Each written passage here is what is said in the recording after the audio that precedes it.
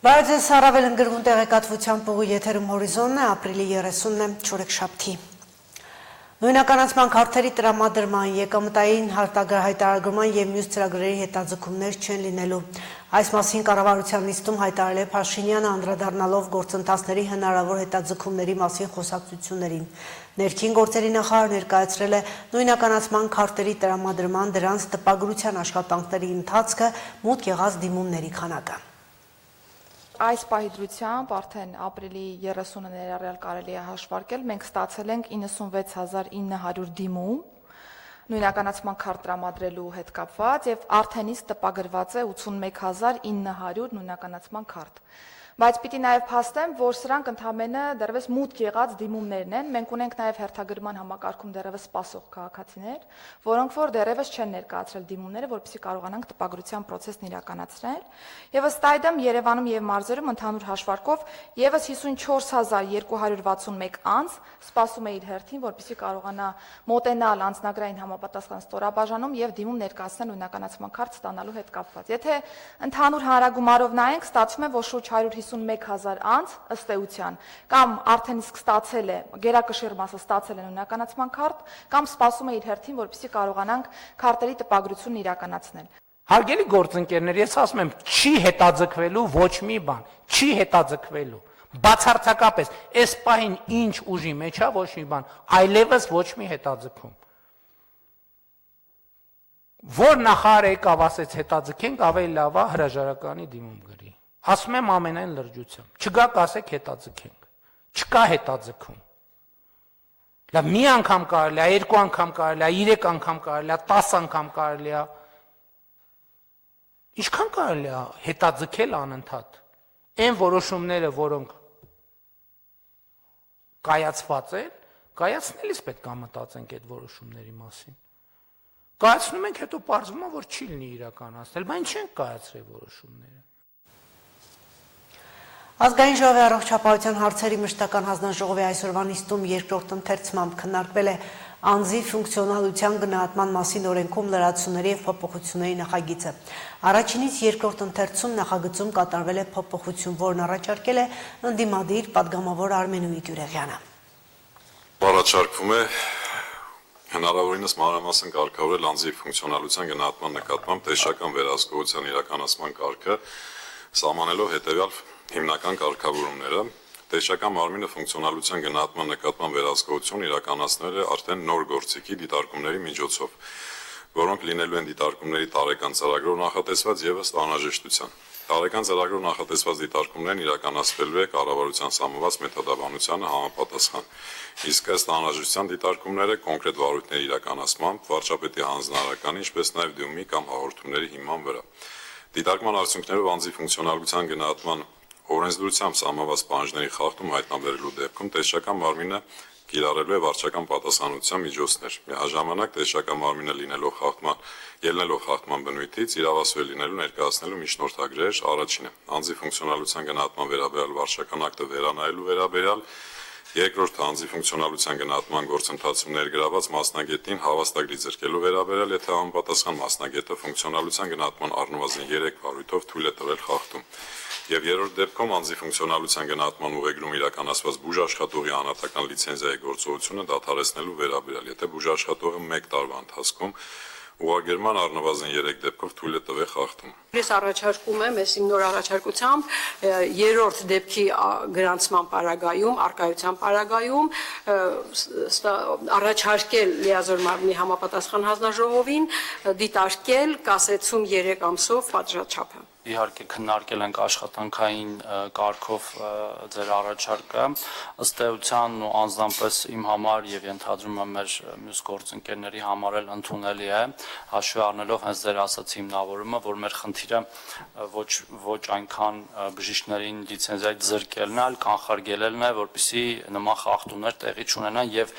եթե երրորդ անգամ այնուամենայնիվ նույն օրացուցային տարվա ընթացքում տեղի է ունենում այդ խախտումը, մենք տանք տեսչական մարմնին հնարավորություն դիմելու լիազոր մարմնին եւ լիազոր մարմինը տանք հնարավորություն դիտարկելու այդ դիմումը եւ եթե հիմնավոր լինի կիրառելու ոչ թե դադարեցումը, որը կնշանակեր այո ամբողջությամբ նոր լիցենզիայի ստացում ապագայում բուժաշխատողի կողմից, այլ երամսյա ժամկետում իր աշխատանքային գործունեության դադարեցում, որը ավտոմատ կվերսկսվի, բայց մենք իհարկե նաև այս առիթը օգտագործելով պետք է կոչ անենք մեր բոլոր բուժաշխատողներին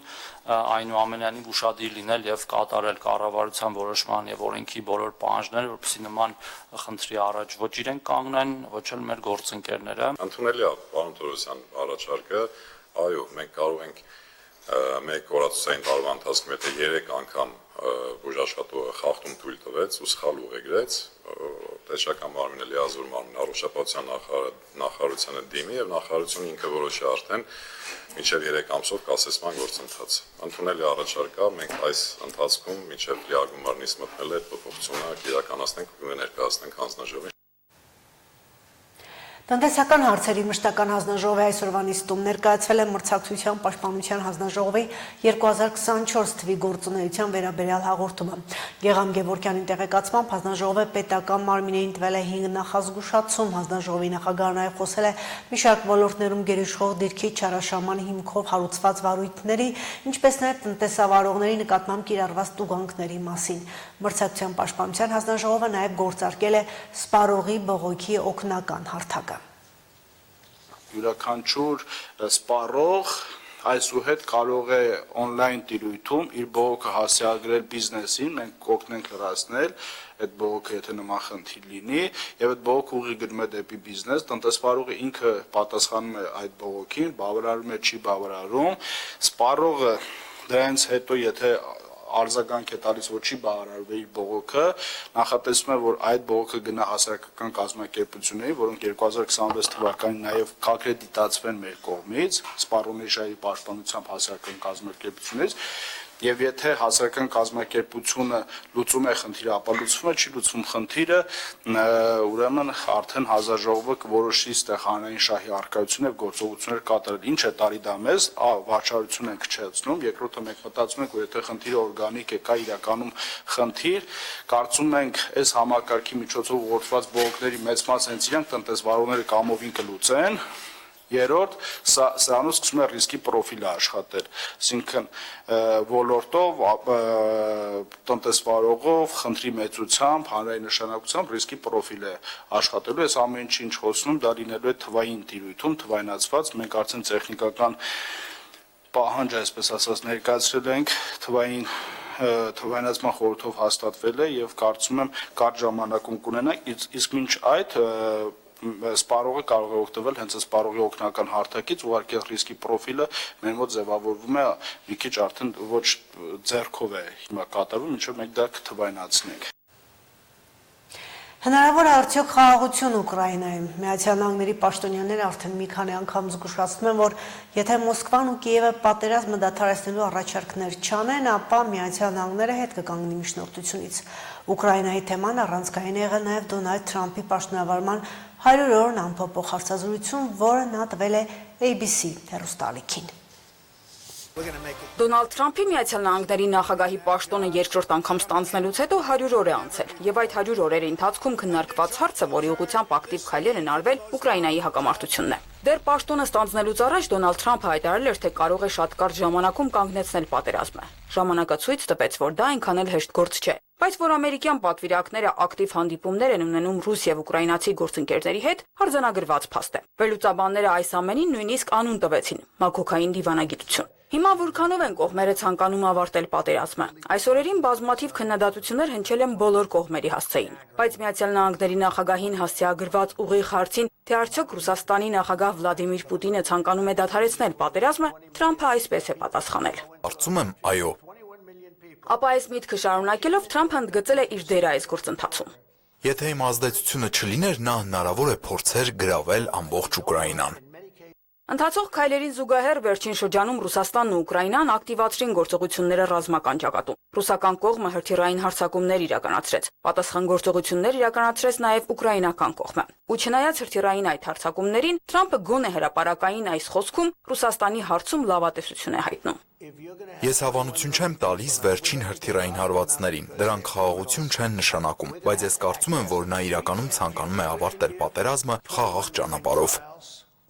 Ոչ միայն Դոնալդ Թրամփը, այլև պետքարտուղարն ու Միացյալ Նահանգների այլ պաշտոնյաներ բազմիցս զգուշացրել են կողմերին, որ եթե նրանք պատերազմը դադարեցնելու առաջարկներ չանեն, ապա Միացյալ Նահանգները կհրաժարվի միջնորդությունից։ Հերթական անգամ պետքարտուղար Մարկո Ռուբիոյի խոսքերը փոխանցել է պետքարտուղարության խոսնակը։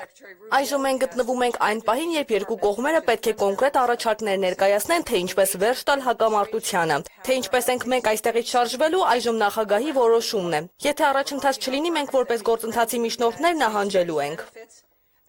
100 օրը անփոփոխ մեկ այլ հարցազրույցում Դոնալդ Թրամփը ասել է, թե ուկրաինական հակամարտությունը վերջնական փուլում է։ Մենք մոտ մեկ շաբաթից կհետևենք իրադարձությունների զարգացմանը։ Մենք գտնվում ենք վերջին փուլում։ Եվ կրկին, սա Բայդենի պատերազմն է։ Ես չեմ ուզում դրա պատասխանատվությունը կրել։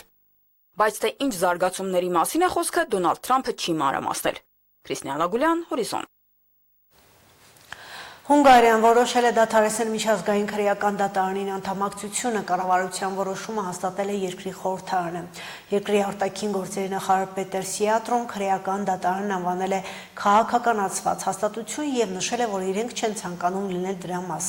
Կառավարությունն այդ որոշման մասին հայտնել էր այս ամսվա սկզբին, երբ Բուդապեշտ էր ժամանել Իսրայելի վարչապետ Բենյամին Նեթանյահուն, որին ձերբակալելու օրդեր է տվել միջազգային քրեական դատարանը։ Ըստ կարգի Բուդապեշտը պարտավոր էր կատարել դատարանի որոշումն ու ձերբակալել Նեթանյահուն, սակայն Հունգարիայի վարչապետ Վիկտոր Օրբանն անձամբ երաշխավորել էր, որ Իսրայելի վարչապետը իր երկրում չի ձերբակալվի։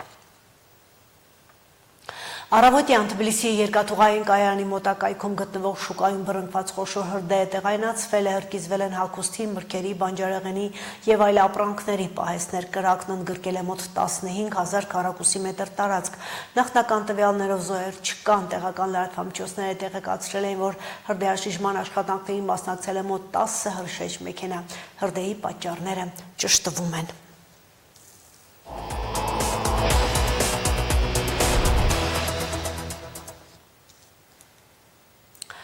Երկրաշարժից առաջ բնակելի շենքերի բակերում կառուցված ստորգետնյա ավտոտնակների մեծ մասը օգտագործման ենթակա չէ։ Տիրով թե անտեր, դրանք խիստ վտանգավոր են։ 37 տարվա մեջ ծածկերը քայքայվել են տարբեր ազդեցությունների հետևանքով, ինչպես նաև բնակիչների մեղքով։ 2 տարի առաջ փլուզումներ եղան Մայր Մկրտչյան 44 եւ Իսահակյան 9 շենքերի ընդհանուր բակում կառուցված ստորգետնյա ավտոտնակներում։ 2 տարի է անցել, բայց վտանգը չեզոքացված չէ։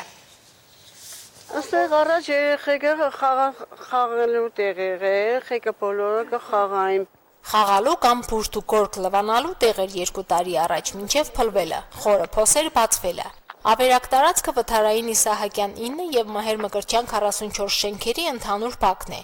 Երկրաշարժից առաջ ավելի քան 40 տարվա ստորգետնյա ավտոտնակները վաղուց չեն օգտագործվում։ Մեծ մասի տերերն էլ չկան։ Անտեր ու առանց պահպանության մնացած 9 ավտոտնակների արտաքին ծածկը 2 տարի առաջ անձրևներից փլուզվեց։ Մեծ խորության փոսերը այդպես էլ մնում են, վտանգն էլ անցած չէ։ Տեղում նառատորերը նպաստում են հետագա փլուզումներին։ Երեխեքի գնդակները խաղալու ինչ-որ բաներ ունին, ձերքերը կլորվի կուկա կգնի տեղ, երեխեքը հետևից վազելով ընդեղ, ծնողներն է հետևից, որովհետեւ նորից փլուզում չեղնի։ Երեխաներին արգելված է տարածքում խաղալ, բայց հսկողության տակ պահել ծնողներին չի ստացվում։ Վտանգ տարածքին անծանոթ անցորդների համար եւս կա։ Ծնողներից եւ ոչ մեկը վստահ չէ, որ երեխաները չեն հայտնվի վթարավտանգ գոտում։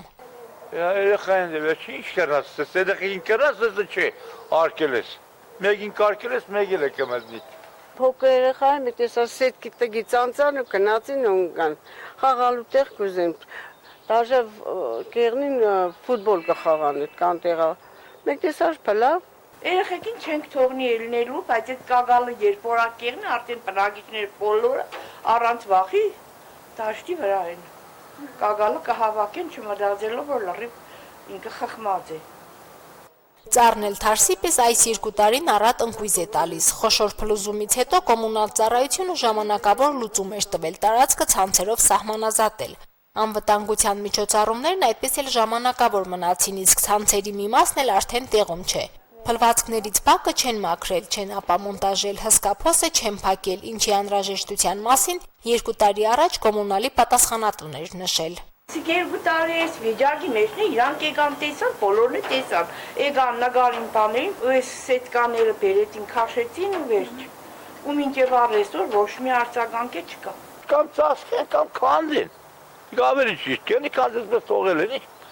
Ավտոտնակների բետոնյա ծածկի վրա քայքայված մակերեսները մեծանում են, ծանրությունը պահող ամրանային հենասյուները խոնավությունից խարխլվում եւ էլի շատ ազդեցությունների պատճառով փլուզումների հաճախականությունը ավելանում։ Բացված փոսերը հիմա էլ անարգել վերածել են աղբանոցի։ Բնակիչները 2 տարի են նույնն են ասում, հետնել տարբերակ են առաջարկում։ Թող կամ քանդեն, վերանորոգեն, նդիկարտեն իրանք կորոշեն։ Մեր բնակիչները ուզելով չեն կան, որ այս փոսը բաները վերանա։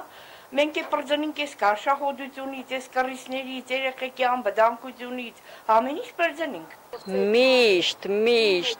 Միշտ ղեկավարությանը դիմել ենք, մարզպետարան դիմել ենք, քաղաքապետարան դիմել ենք, նոր վնիմանի։ Գիտեք ինչ կան երևի այս բարձրության մենք դիմում ունենք, նամակ ունենք գրած բոլոր ղեկավար մարմիններին, նույնիսկ Երևան։ Խնդրանքով ու պահանջով դիմումներ ինչքան ասես գրել են։ Փլուզված ստորգետնյա ավտոտնակներով բակն էլ մարզպետարանի քթի տակ է։ Մի քանի բաժինների թե վարչությունների պատուհանները դեպի բակ են նայում։ Այստեղ հասցեագրված դիմումներին ընթացք չի տրվել։ Քաղաքապետարանում էլ նախկինները խոստացել են չեն արել։ Հիմա նոր իշխանություններին են դիմելու։ Կոմունալ ծառայության պետը նոր է նշանակվել, քաղաքային տնտեսության խնդիրները սկսել է 0-ից ուսումնասիրել։ Քաղաքապետարանում խոստացան մարդ ուղարկել տարածք ուսումնասիրել, հասկանալ, թե ինչ տարբերակով վտանգը կանխել։